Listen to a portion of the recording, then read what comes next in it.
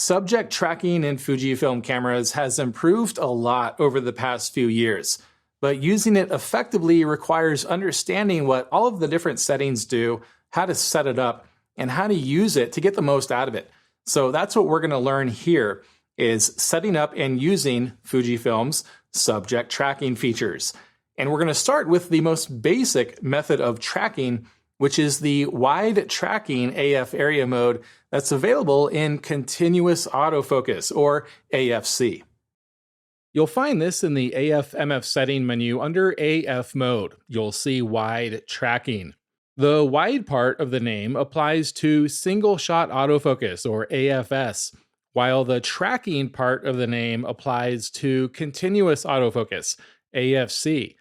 So if you are in continuous autofocus and you choose wide tracking, and there are a number of different ways to choose this that we're not going to go into here, you'll see this little tiny tracking box in the center of the frame, and you can move that around with the joystick or the pad or the touchscreen.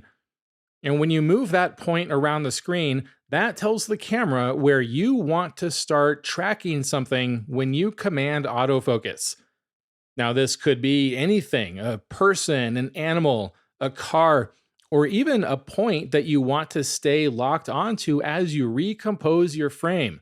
When you command autofocus, whether that's with the shutter button half press or by using the back button focus technique, you'll see that little square turn green, and when it turns green, that means that it's going to try to hang on to whatever is underneath that box until you release that focus button or the shutter button again. And this is the most basic way of tracking something. Again, it could be anything that you want to track that's moving, or something that you want to stay focused on as you recompose. This does have some limitations. You have to have some contrast between what you're tracking and the background. It has to be lit well. And if anything enters in front of what you're tracking, that box may transfer over to whatever new object passed in front. So those are just some things that you need to be aware of as you're tracking something.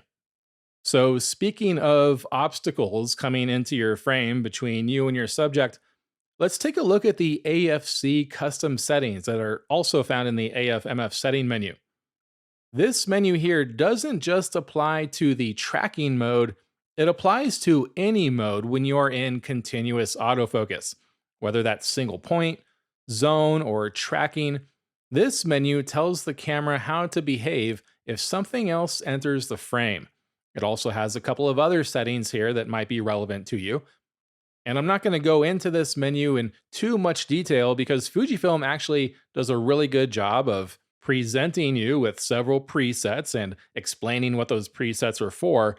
And then if you go down to the very last option, Custom, and you press OK, you can actually see what the 3 different settings do. There's the tracking sensitivity, which tells the camera how quickly to transfer over to something new that enters your focus area, whether that's that tracking box or the zone AF mode.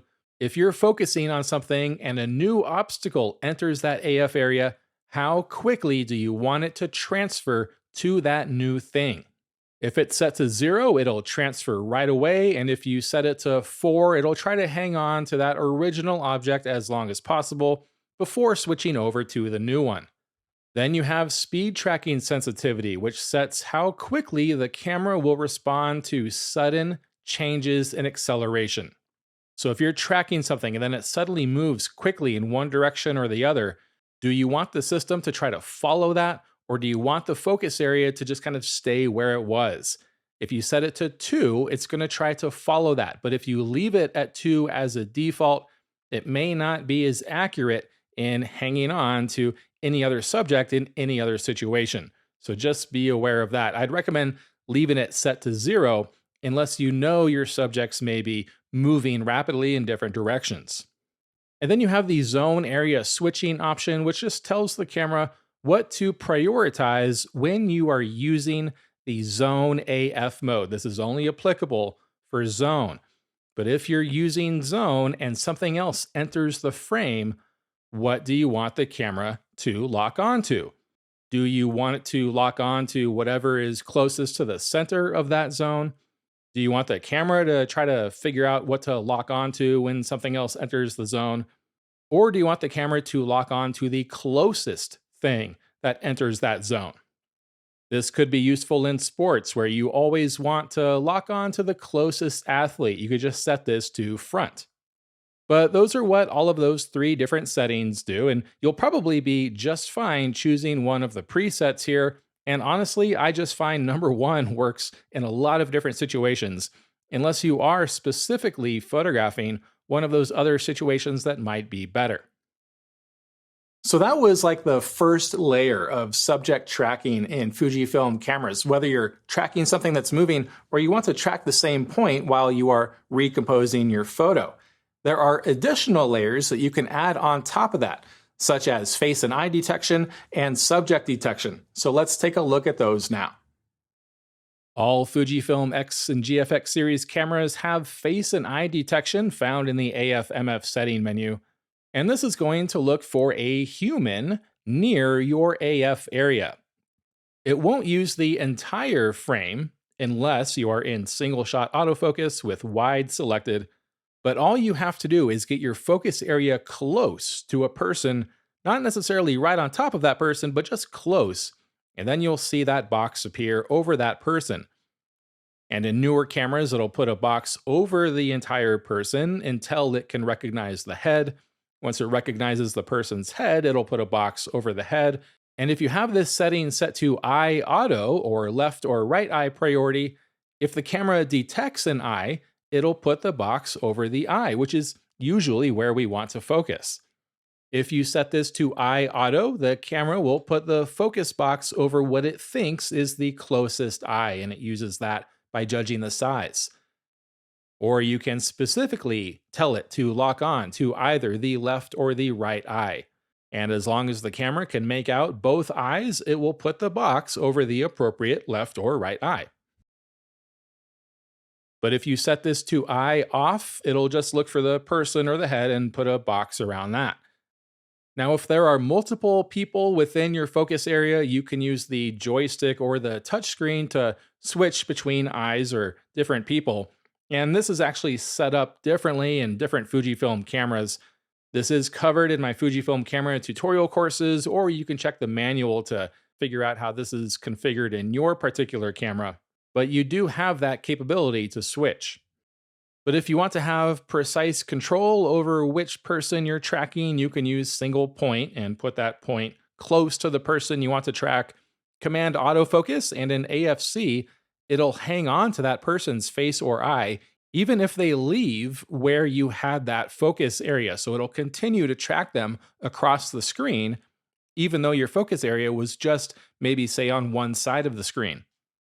If that person's maybe moving around a little bit, you can use one of the larger zone modes. And then once you see that box over that person, command autofocus, and it will continue to track that person throughout the frame.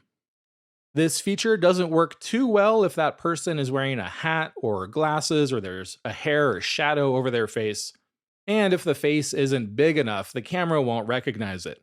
But at other times, it's really good for just getting your focus area close to somebody, waiting for that box to appear, and now in continuous autofocus, you can track that person. But what if it's not people that you're photographing? Newer Fujifilm cameras have a subject detection setting right after the face and eye detection setting in the menu. And when you go into the subject detection setting, you'll see all of the different types of subjects that you can tell the camera what you want to look for to try to focus on. You can choose animals, birds, cars, motorcycles, airplanes, and trains. A couple of other things worth pointing out in this list: if you're photographing insects, that's not in the list, but insects are actually programmed in the bird setting. So you can select bird for insects. And then if you want to lock onto a drone, you can select the airplane setting. And the camera is going to look for whatever you have selected here. And if it finds, like say you have animals selected and you're photographing horses, if it detects an animal, if it sees that horse, it'll put a box around the entire horse. Once it detects the head, it'll put a box around the head. And then when it refines it to an eye, it'll put a box around the eye. It's very similar to face and eye detection in that regard. And like face and eye detection, it'll look for that subject near or under your focus area. And once it detects something in or near your focus area and you command autofocus, it'll continue to track that throughout the entire frame. If you have it set to animal and there are multiple horses detected, you can use the joystick or the touchscreen to select one of the different horses. And like we saw with the AFC custom settings and the sensitivity of how the camera may switch to a new subject, if there are multiple subjects of the same type in or near your focus area and another one enters the frame, be aware that the camera may switch over to that new subject. And in all of these cases, the camera is going to try to refine that subject area, that detection, down to what you would most likely want to focus on for whatever that subject type is. If it's birds, it's going to look for the face or the head. If it's a car or a motorcycle or a bike, it's going to look for the driver. An airplane, it's going to look for the cockpit if it can detect the cockpit. Otherwise, it'll just put a box over the entire plane. Same thing with the train. It'll try to put the box over the front of the train if it can detect what the front is. When you turn subject detection on, it will automatically disable face and eye detection, so like the person subject detection. And then if you turn face and eye detection on, it'll turn off whatever you had selected for subject detection, the non-humans.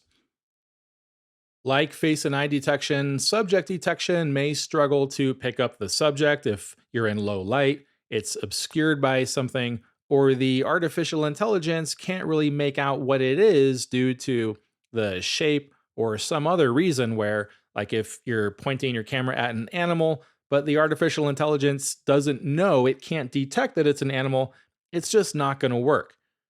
So recomposing your photo, getting closer to your subjects, all of those things will set you up for success for subject tracking. In all of these detection modes, face and eye detection and subject detection, the camera is using patterns that it has learned through artificial intelligence to detect and track these objects. So if it detects those patterns, when those patterns don't really exist, it will still put a box around what it thinks is like a person. And when you command autofocus, it's going to command autofocus on that spot, even if there's really not a person there, but the camera thinks that there is. And for that reason, I would recommend only using these modes when you are actively tracking a person or one of the subject types in the list. Because any other time, when you command autofocus, that focus box may go to somewhere else if it thinks it sees what it's told to look for. It's also worth noting that any of these settings can also be programmed to a custom control.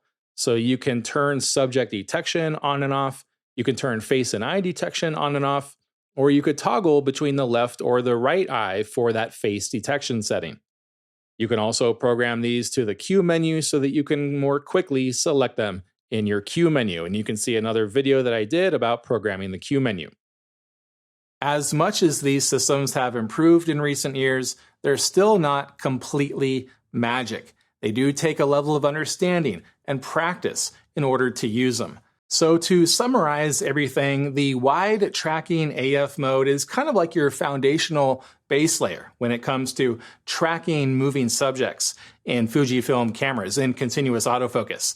And then you have additional layers that you can add on top of that, like face and eye detection and subject detection if your camera has that. And then you can use the AFC custom settings option to tell the camera how to behave when it is tracking something in continuous autofocus.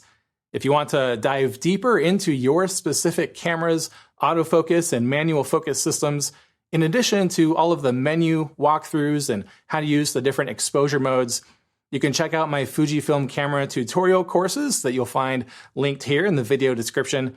You can save 20% on all of those courses using the code TUBE20. Please let me know if you have any other questions about subject tracking in Fujifilm cameras. Subscribe for more great tips like this every week, and I hope to see you in the next video.